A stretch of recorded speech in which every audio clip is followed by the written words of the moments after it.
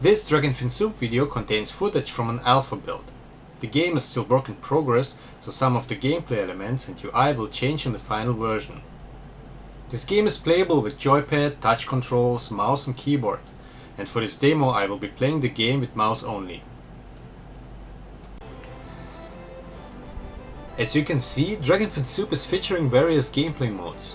We will be adding more game modes and features, such as the Endless Labyrinth, but in this version we only have the classic mode that focuses on the world and the story and plays more similar to a classic RPG. And the survival mode plays like a classic high score based roguelike or a mystery dungeon game, with permanent death, a dungeon to dungeon progression and rankings.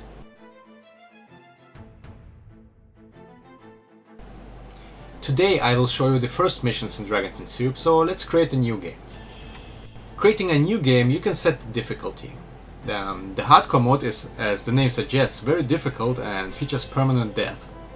This mode is meant for experienced players who have already cleared the game and want to play it the very tough way for the sake of challenge and fun. The classic mode allows you to save and reload your progress at any time and will not punish you for dying. It is all about story, character progression, exploration and fun. Before the game starts, we have to set a Z code for this game by naming the universe. This game features a lot of procedurally generated content and will be randomized according to the Z code. You can choose a Z code randomly or type in your own seed and share it with friends so they can play the game with the same settings. This is especially useful if you want to make high score runs in a survival mode. Every time you start a new game, the dungeon layouts, placement of items, monsters and missions will be different. At the beginning of the game we are telling the lore and the background story of this world. The world of Dragonfin Soup is set on the back of a giant space turtle god named Ashra. 1,000 years ago there was a massive war of magic between humans and Wesen. Creatures like werewolves, orcs, vampires, witches, demi-humans and so on. And Dragonfin Soup, the humans are not the dominant species, nor are the humans by default the good guys.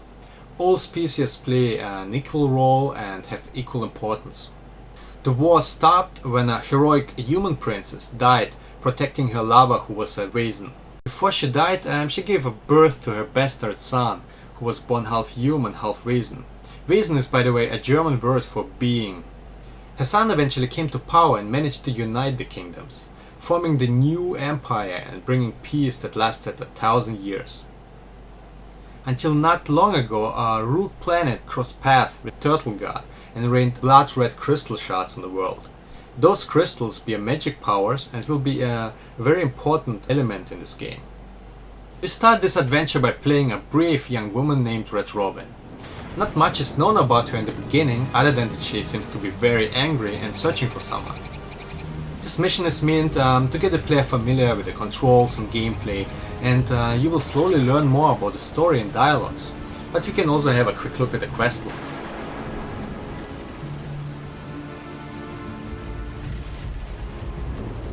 This info is a bit vague, but with purpose, but we do not want to give away too much right at the beginning, and I will explain later why. As you can see, I have two NPC companions who will follow me and assist me in this quest. They will stay close but also explore and act on their own. The weather is pretty bad and it's dark. In the upper left corner you can see that it's nighttime.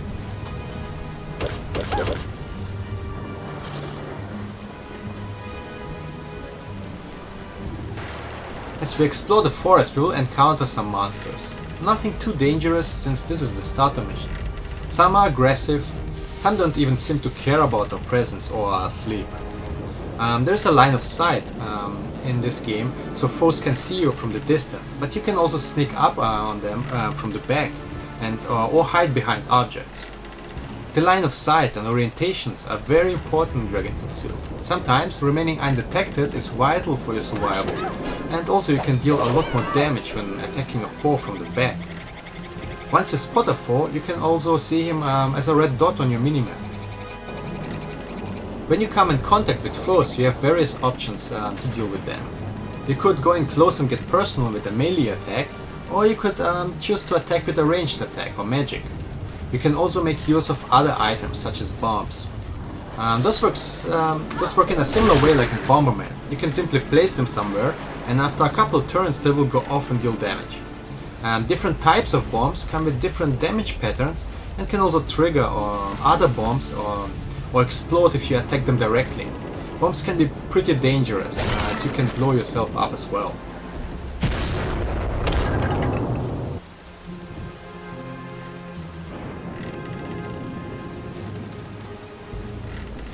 As you see, Robin is attacking with two different weapons, a sword and a dagger. Let's have a quick look at our inventory screen.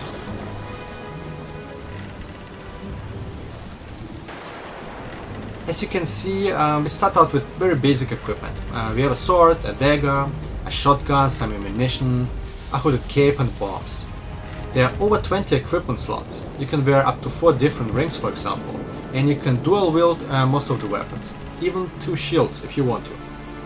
We have a sword and a dagger here, and Robin will attack in the order the weapons are equipped. Even though the dual wielding attack counts as a single turn, the order of weapons can be important. Some weapons can, for example, cause a pushback that would make the second weapon miss the target. You can easily switch the order and later use many other weapons such as hammers and maces, axe, pole arms, knuckles, daggers, great swords and others. Different weapon classes have different properties. We break down our damage and defense model into blunt, piercing and slashing damage, as well as some elemental properties such as water, earth, air and fire. Swords are good at dealing slashing and piercing damage. Daggers do great piercing damage and have a great speed. Weapons like maces deal a great blunt damage. But each weapon class comes with a stat variety, so that the damage types are never exclusive to one weapon class. Another difference between weapon classes is the range and area of attack. A sword or dagger can usually attack only one foe on the single tile in front of you, while most axes can deal damage to multiple foes at once by attacking 3 surrounding tiles. Pole arms have a range of 2 tiles and can deal damage at a greater distance. Of course, there are also exceptions, as we feature many weird and fun weapons such as the frying pans, rolling pins, broken bottles and such. Some daggers and knuckles can deal multiple hits with a single attack, like this Wolfclaw dagger here. I will later demonstrate it, so you can hear the number of impacts. A Dragonfin Syrup also features a couple different gun types. We have shotguns, rifles and handguns, and a variety of different ammo types for each weapon class. Shotguns have a great spray radius, while rifles have a much greater range and damage. Handguns have a lower range but often support multi-shots.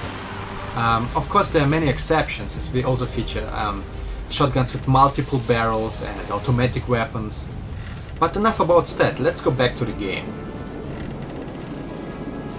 As you explore the world, you can interact a lot with the environment.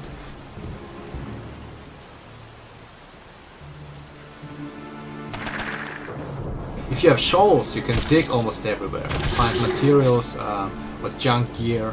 You can blow up and cut down trees, rocks and many other props. You can do fishing, you can destroy lots of items in this game, find loot by killing monsters.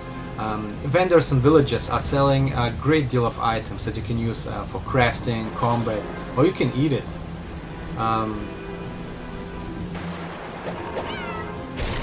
As you see, cutting down trees, you sometimes obtain items such as logs and wood chips. You can collect them by simply stepping on the tile, or you can first check them out and decide what to do with them by using the command menu.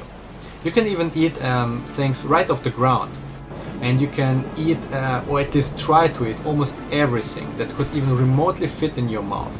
You can, if you want, try eating your leather boots, or eat your cape or your leather jacket. But you can also choke and die trying. I'm not kidding you, you can really do that. You can use many of the things to your tactical advantage. You can, for example, hide behind a tree, but you could also cut down a tree and let it fall on a foe to deal extra damage or to clear a path. Let me demonstrate it. You see, cutting down this tree from this side will make it fall over and hit the other tree. And you can, You can trigger bombs this way, or trigger chain reactions with other objects. Another neat feature in our game is the zoom. You can zoom in to see the details, and you can zoom out to get a nice overview. But the game is never forcing a certain zoom level, so it's entirely up to you how you play it. By the way, using ranged weapons and magic is very easy. Once you draw the gun, you will be automatically targeting the closest foe, but you can also adjust and shoot in any direction you want. Ranged magic attacks work in a similar way.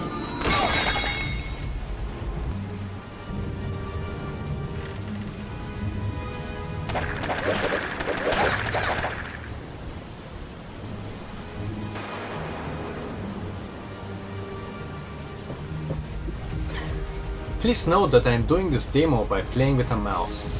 So in order to walk, I simply click on a tile and the character will automatically find the right path to the destination.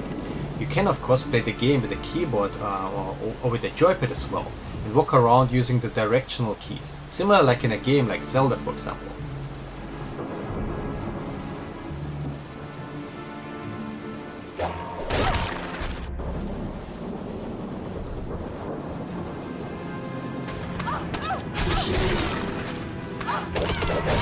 I am getting hit a bit by some friendly fire from my companion. Boren is a trigger-happy gunner, so it's best not to get in his way.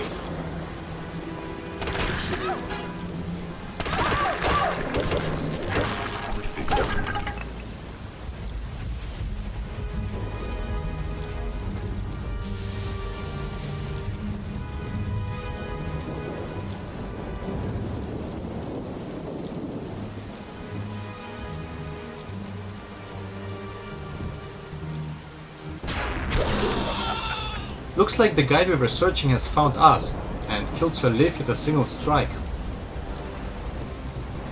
We still don't know his name at this point and refer to him simply as the Hooded Man.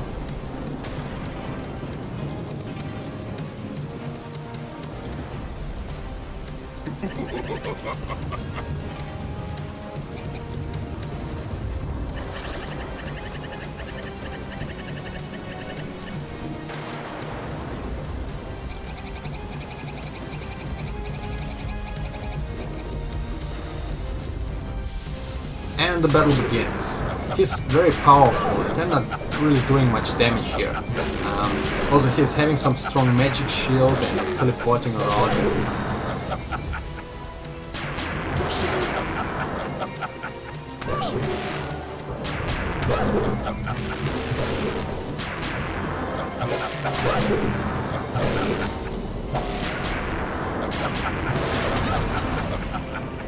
Ah, that bastard just killed my other companion.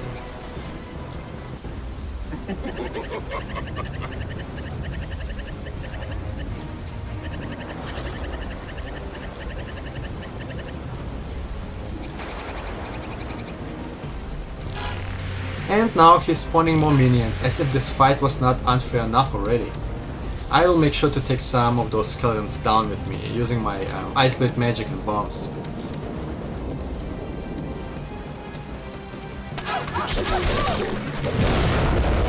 Ah, crap, I think I killed myself here. Okay. This is just a dream, right? That's correct. It was just a dream. The first mission is some sort of a flashback. A terrible nightmare Robin is having almost every night, as in she lost her memories in an accident a year ago. And the story of Dragonfin Soup starts on the bright side. And there will be many funny missions and dialogues, but at some point Robin will start recovering her lost memories.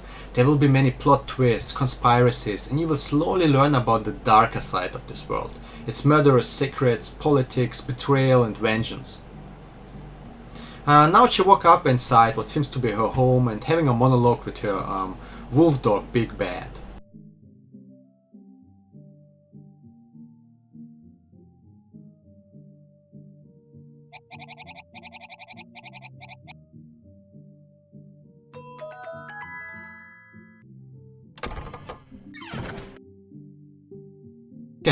We can have a look around and we could trash up her home if you wanted to, but let's best go out and explore the village and see if we can get a job from Jim.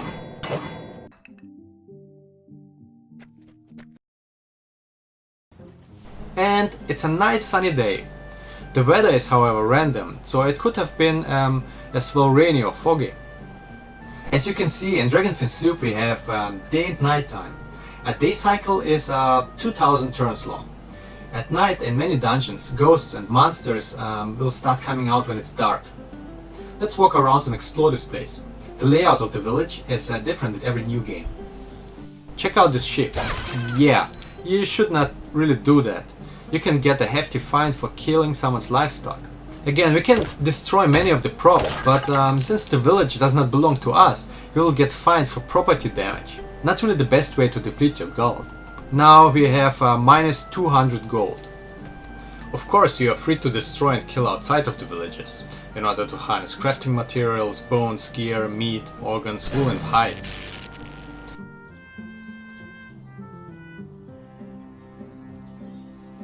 Let's explore the village some more.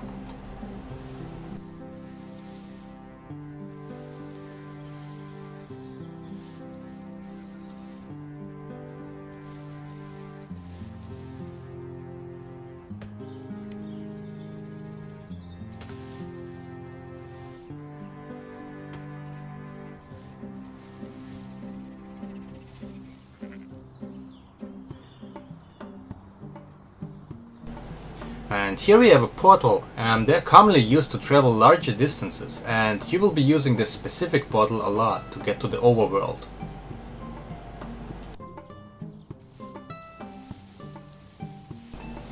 Here's the AOA, the Academy of Arms, where you can sometimes get quests and learn some combat basics. This is also a place where you can buy combat gear.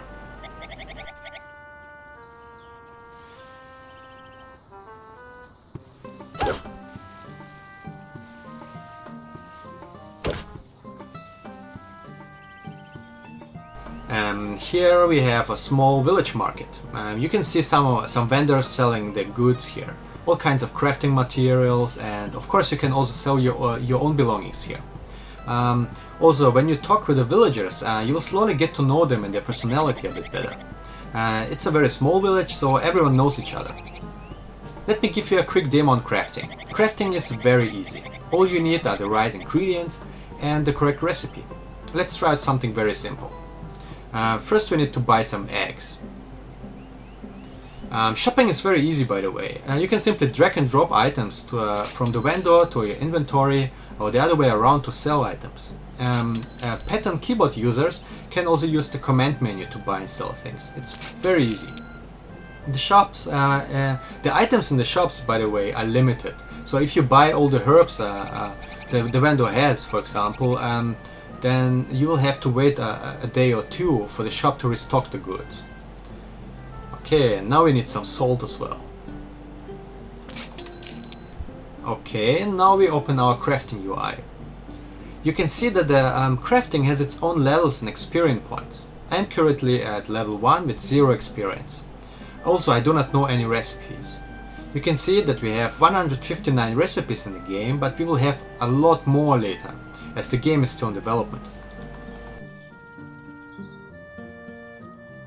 The crafting process is super simple. You can drag and drop the items into the crafting slots, or if you play with pad or keyboard, you can use the command menu to move them into the crafting slots like this. It's very easy. Then all you have to do is pressing the create button, and there you go. I cooked up a yummy boiled egg. Now, food is very important in Dragonfin Soup, but it's not used to restore health.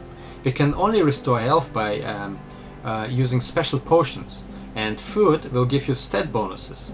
Let me eat this boiled egg to show it to you. After eating the egg, we can see that we got some stat bonuses. And at the top of the screen, you can now also see the egg icon with a number above it. This number indicates that you will benefit from the stat bonuses for 66 turns.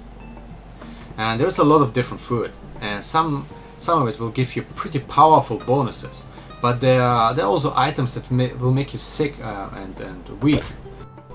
And here it is, the Cock and Bull Tavern. This is where we are supposed to go, so let's go in. In Dragonfin Soup you can basically talk to every NPC, but those with the question mark icon have quests and missions available for you. In this game, every NPC is unique and has a unique portrait and name. There are no generic villagers. With time, you will get to know people better, and some of them will start giving you quests later as well. Like this fella with a cap, for example. You can get fishing quests from him. You can meet more people at the back of the bar as well. Dialogues often change. Most people are nice, but there are also some pretty weird characters. Let's grab some of those potions for later.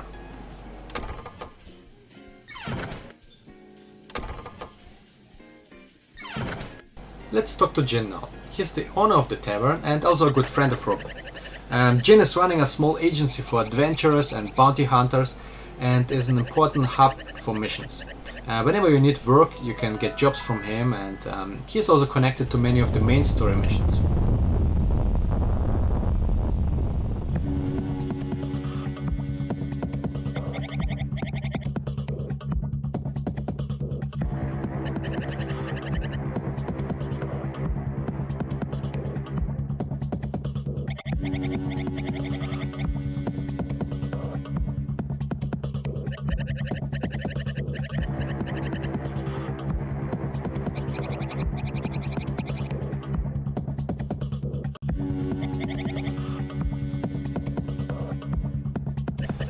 Sweet, now aside from your wolf, we also have the old Gidrom in our party. He's a retired combat specialist from the Academy of Arms and is now doing some freelance work on the side. You will be able to hire him and some other NPCs later to assist you in future missions. Alright, let's go out and kick some zombie butts. Okay, we have 6 targets and we can see some of them on our minimap here. Gidrom and my wolf are loosely following me around, but as you can see, they will also explore and act on their own.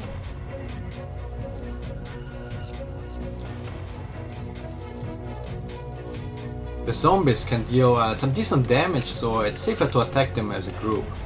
For the sake of the demo, I will just play it safe and let my companions handle the dirt work.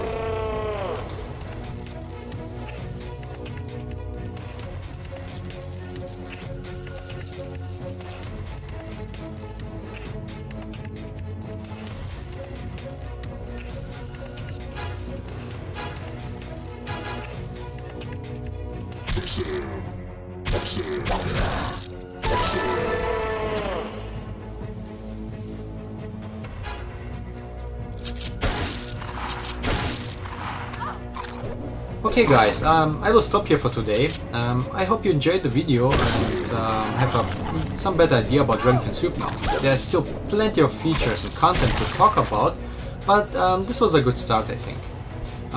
Thank you for watching and goodbye.